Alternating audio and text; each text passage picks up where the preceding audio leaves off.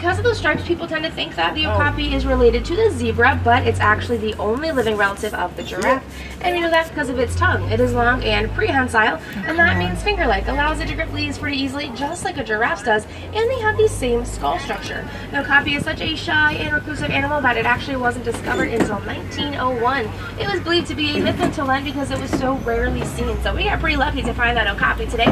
Hopefully our luck continues as we head into black rhino territory, though I do want to warn you friends, it's very difficult to find black rhinos. That's because unfortunately there are less than 5,000 left in the world. Oh, but look to the left, there's a black rhino. You can see its horn pretty well. A nice side view there of that black rhino. Look at that pile of rocks far to the left. And there's actually another one right over here as well, lying down against this rock wall. So keep your eyes to the left, friends. They are critically endangered, and unfortunately that is our fault. They don't have any natural predators. Humans are the only thing that hunt them, and we do hunt them for their horns, which are thought to have medicinal purposes, but they're actually made out of the same protein as our hair and our fingernails, which is keratin. So it's actually useless to humans. We already have that protein ourselves. We do not need to be hunting for it. We're really into a lot of activity up here, friends. So you might want to keep those cameras out. Now first, if you look to the right in the bushes, there's one on the left hand side as well. There's lighter brown colored antelope. Those are the greater kudu. They can stand 55 inches tall at the shoulder and leap 6 to 8 feet up in the air. These must be females because they don't have any horns.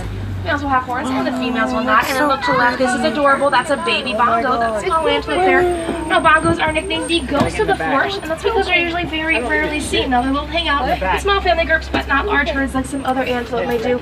And that baby bongo is just adorable, so you guys got a good view of it pretty close to the road. Well, we had some awesome luck in the forest, so we're going to leave the forest and head into the Xthe River. This river is home to some of Africa's most dangerous animals, like the Nile crocodile and the hippopotamus. I don't think we'll have any problems finding crocodiles on a day like this, but it may be harder to spot some hippos. That's because they do spend most of their time in the water. Now it looks like there's a little bit of a traffic jam right here, so we're just going to wait a few moments. Oh, there we go, starting to move already. Now, hippos can be pretty tricky to see if they are in the water because they can hold their breath for up to 8 minutes, so make sure you are looking very carefully. Now, they are swimming around. They look like a reddish brown, almost a purple shadow. So we'll see what we can find up ahead. Oh, I do see some hippos already a little bit closer to the bottom of the hill, so we'll head that way in just one moment, but they're actually out of the water. They're on the bank. Looks like there's 2 of them down there, so you guys should have a pretty good view. Make sure you have those cameras ready. It's pretty rare to see hippos on the bank during the day. They usually only ever come up to the bank to graze in the evening times. This is definitely a really cool sight to see. There you go, friends. As we go around this bush, 2 of those hippos on the right hand side. See how massive they can really be, about 5,500 pounds. Those are a lot bigger than in the cartoons. And they're so cute. That's very rare. There are actually a few more hippos over on the left-hand side, actually in the water. And you see a group of hippos like that. It is actually called a bloat. So this right here is a bloat of hippos. And those birds on the bank to the left, those are the pink-backed pelicans. The pink on their back will get brighter during mating season. So not very pink right now, but will be pretty soon. Now, hippos may be cute to look at, but they're actually Africa's most dangerous animal, and that's because they're incredibly territorial. There's only room for 1 male in a group of hippos, and if there is more than one, they have to battle it out. That's for dominance over food and over the females, and those battles can last for over 2 hours. Pretty serious business.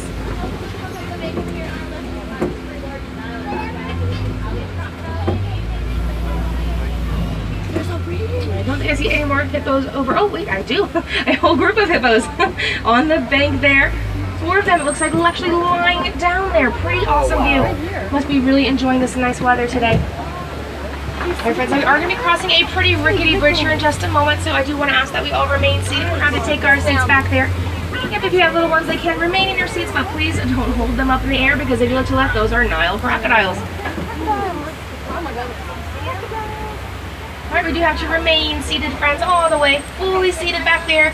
Yep, I can't cross the bridge until you are fully seated, thank you. Those are the Nile crocodiles.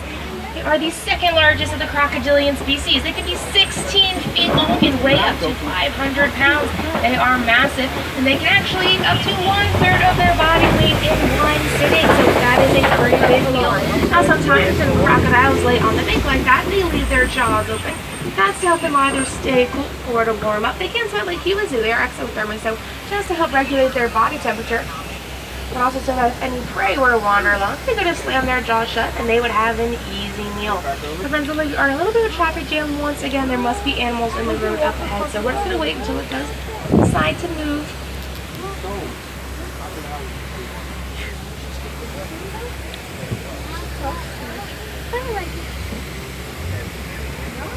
There you go, friend. Just going to move slowly again as we make our way up the hill. We'll see an elephant. Yeah. It's gonna be.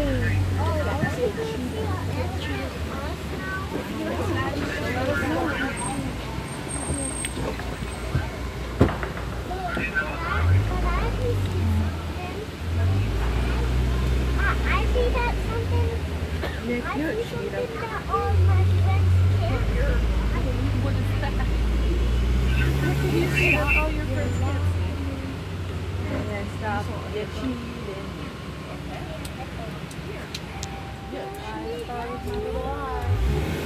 As we slowly make our way up the hill, the vegetation is starting to spread out. You can actually start to see some new plants up ahead. I do see a very unusual tree getting a little bit closer, but we must be heading towards a different ecosystem. That tree over there is the baobab tree.